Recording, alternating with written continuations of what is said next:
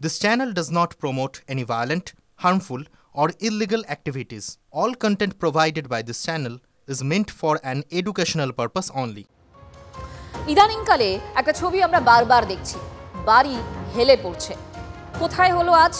বাঘাযতীন বাগুইয়াটি থেকে ট্যাংরা, মানে কলকাতা যেন এই মুহূর্তে তাসের ঘর। হেলে পড়েছে একের পর এক বাড়ি। কোথাও বাসিন্দাদের বাড়ি খালি করতে বলা হচ্ছে, কোথাও আবার বাড়ি ভাঙার নিদান দেওয়া হচ্ছে। সব দায় কি ওই ফ্ল্যাট মালিকদেরই? পুরসভা কি শুধুমাত্র ট্যাক্স নিতে বসে আছে? নিজেদের তৈরি রিপোর্টের চরম অস্বস্তিতে খোদ পুরকর্তারাই। দুটো বাড়ি এখন হেলে আছে, বিপজ্জনক অবস্থায় আছে। এই দুটো বাড়ি থেকে যতটা সম্ভব, যত তাড়াতাড়ি সম্ভব এখানকার বাসিন্দারা বাড়িটাকে খালি করে দেবেন। ট্যাংরায় হেলে পড়া বাড়ি ভেঙে ফেলার হুকুম দিয়েছিলেন হাকিম সাহেব। সেই মতো বুধবার মাইকিং করে 3 দিনের মধ্যে ফ্ল্যাট খালির নির্দেশ দেওয়া হয়েছিল। ফলে রাতারাতি ছাদ হারাতে হচ্ছে বাসিন্দাদের। যে বহুতল বাড়ি হেলে যাওয়ার ঘটনা ঘটেছে, সেই বাড়ির 4র্থ তলা থেকে রয়েছি আমরা, এবং সেখানে এক গৃহবধূ, তার সঙ্গে কথা বলবো। তিনি ইতিমধ্যেই তার যে ফ্ল্যাট যেখানে তিনি ভাড়া থাকছেন, সেই ফ্ল্যাট থেকে ইতিমধ্যেই অন্যত্র চলে যাওয়ার প্রস্তুতি শুরু করেছেন। তার ঘরের যে সমস্ত সামগ্রী সেগুলো ইতিমধ্যেই গোটানো শুরু করেছে। কোথায় যাবেন এই পরিস্থিতিতে? ঘর এখন খুঁজছি, এই জাস্ট তো 2 দিন হয়েছে, তো ঘর পাচ্ছি না। এই যে সেই দালালি করে তো যারা, ওদের থেকে আমরা যোগাযোগ করেছি, ওনারা ঘর খুঁজছেন এখন। তো আপনারা যখন এসেছিলেন তখন দেখেছিলেন এই ফ্ল্যাটটা কি হেলেছিল, এই বাড়িটা? না, তাহলে তো আসতামই না। সবাই ভাড়াটে নন, অধিকাংশ বাসিন্দাই নগদে ফ্ল্যাট কিনেছিলেন। তারা কোথায় যাবেন? না, সরকার থেকে না ব্যবস্থা করে তো আমরা একদম মুশকিলে পড়ে যাবো, মানে রাস্তায় বসে যাবো। 23 তোমার ডিসেম্বরে উঠেছি ফ্ল্যাটে। কেনা ক্যাশ না ব্যাংক? মানে ক্যাশ 13 লাখ। কিছু নেই, খাওয়া দাওয়া নেই আমার ঘরে। এই মাথায় হাত পড়েছে, যদি মরতে হয় আমরা এখানেই মরবো। আমি তো বিশেষ করে আমিই মরবো এখানটায়, কারণ আমি লোকের বাড়ি কাজ করে এই জায়গাটা এসেছি। আমরা ওদের অনুরোধ করেছি যে 2-3 দিনের জন্য তারা কোথাও একটু শিফট করে যাক। তার মধ্যে আমাদের স্ট্রাকচারাল ইঞ্জিনিয়ারের রিপোর্ট চলে আসবে। রিপোর্ট চলে এসে যদি বলে স্ট্রাকচারালি বিল্ডিংটা স্টেবল আছে, তাহলে কোনো সমস্যা নেই। যদি স্টেবল না থাকে, তাহলে এই বিল্ডিংটা আমরা ডেমোলিশ করে এখানে আমরা বাংলার বাড়ি তৈরি করব। বহুতলের প্রমোটার বেপাত্তা, পুরসভার তরফে তার বিরুদ্ধে এফআইআর দায়ের করা হয়েছে। হেলে পড়া ফ্ল্যাট বাড়ি মাপজোকেরও কাজ চালাচ্ছেন পুরো ইঞ্জিনিয়াররা। আগে নজর দিলে এই বিপত্তি ঘটতো।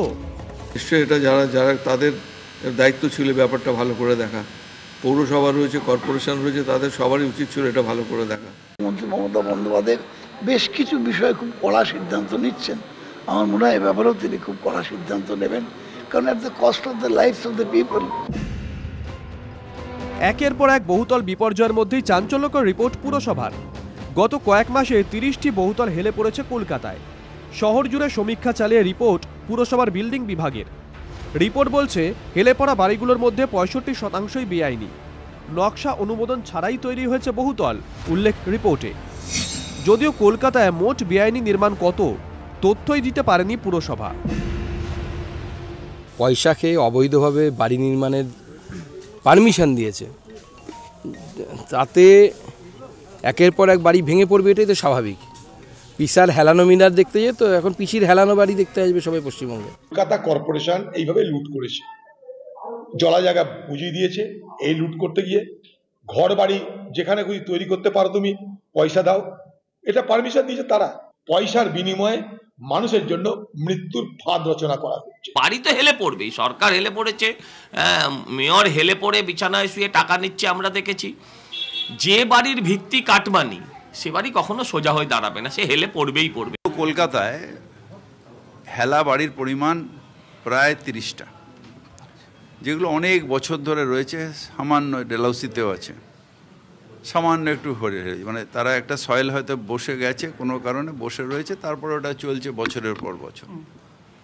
কিন্তু হেলা নিয়ে এত হই হই করার দরকার হয় না। সত্যি কি হই হই করার দরকার নেই মেয়র সাহেব? কিন্তু হেলাবাড়ির চক্করে এই লোকগুলো লাইফ হেল হয়ে গেল যে, পুরসভার কি কোনো দায় নেই? Bureau report, TV9 Bangla.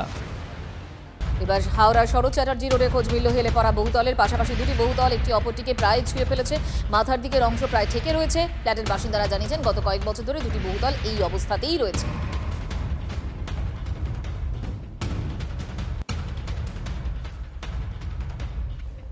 ফের মেট্রোয় আত্মহত্যার চেষ্টা কবি নজরুল, মেট্রো স্টেশনে ঝাঁপ, আপলাইনে ট্রেন ঢোকার সময় মরণ ঝাঁপ। টালিগঞ্জ কবি সুভাষ পর্যন্ত মেট্রো চলাচল ব্যাহত, টালিগঞ্জ দক্ষিণেশ্বর পর্যন্ত মেট্রো চলাচল করছে।